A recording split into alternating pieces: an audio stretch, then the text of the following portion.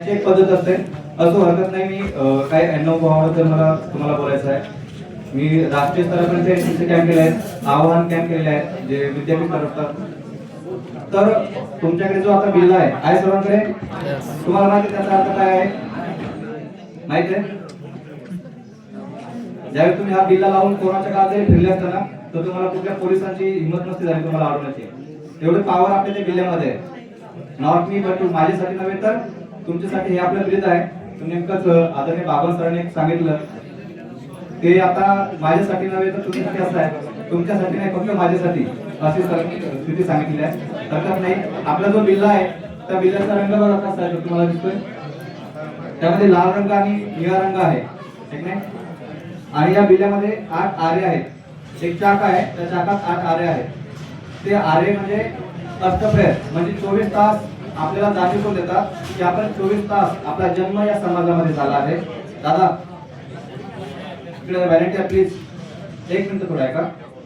आपला जन्म या समाजात झाला आहे आणि या समाजाचं आपल्याला काहीतरी देणं लागत आहे. या उद्दात भावनेनं एनएसएस काम करत आहे समाजामध्ये तळागाळात उतरून. म्हणजे 7 दिवस निवासी तुम्ही इथे राहणार आहात. आम्ही तरी आज येऊ उद्या जाऊ, पण जे एनएसएस चे प्रॉपर व्हॉलंटियर आहेत स्वयंसेवक, आपल्या विद्यापीठाचं जवळपास 9000 स्वयंसेवकांचं युनिट आहे सोलापूर जिल्ह्याचं, सोलापूर विद्यापीठाचं. तर 24 तास आपण समाजाच्या कामासाठी इथे तत्पर आहोत हे सांगणारं आपलं हे अष्टप्रहर 8 आरे असणारं आपलं चक्र आहे. याच्या भोवती जो लाल रंग आपल्याला दिसतोय, हा लाल रक्त म्हणजे आपल्या तरुणांच्या सहसहत्या रक्ताचं प्रतीक आहे, ध्यानात ठेवा.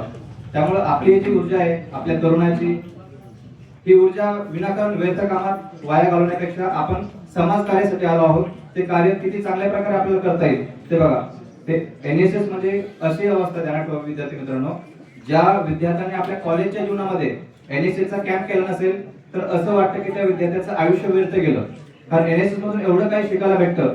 मी तुमच्या सारखाच मागे बसेल असायचो, आता इथे बोलत आहे. उद्या तुम्ही येऊ शकता याच विचार मंचावर, नाही तुम्ही राष्ट्रीय विचार मंचावर, आंतरराष्ट्रीय विचार मंचावर देखील बोलू शकणार आहात. तरी ताकद आपल्यामध्ये स्टेज डेअरिंग देण्याचं काम, आपल्या कला कौशल्याला विकसित करण्याचं काम आपली राष्ट्रीय सेवा योजना करणार आहे.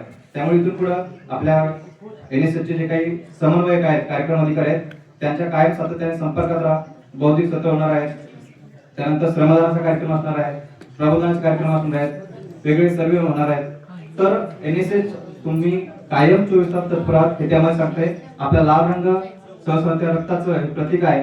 त्यानंतर इथे एक निळा रंग आहे, दिसतोय ना सर्वांना? हा निळा रंग माहिती कशाचं प्रतीक आहे? अवकाश, आभार, ज्याला मर्यादाच नाही. आपलं जे क्षेत्र आहे समाजसेवेचं ते व्यापक आहे काय.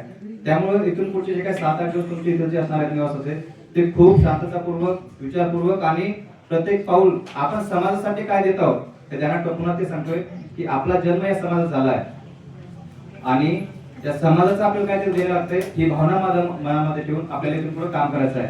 आणि पाहुणे आल्यानंतर छान प्रकारे स्वागत करायचं आहे. कळलं? एनएसएस क्लब खूप छान वाजल्यात. मला अगोदर वाटलं की माहित नसावं, परंतु सरांनी सांगितल्यानंतर कळलं की माहित आहे, फक्त आपण विसरलो होतो, जिकडे तिकडे वाजत होतो. खूप छान झालेलं आहे. तर असा आपला माझ्याकडून तुम्हाला आमच्या बीएडच्या सर्व प्रशिक्षणार्थीकडून तुम्हाला सर्वांना इथून पुढे होणाऱ्या 7 दिवसीय निवासी शिबिरासाठी खूप खूप शुभेच्छा देतो आणि थांबतो. थँक्यू.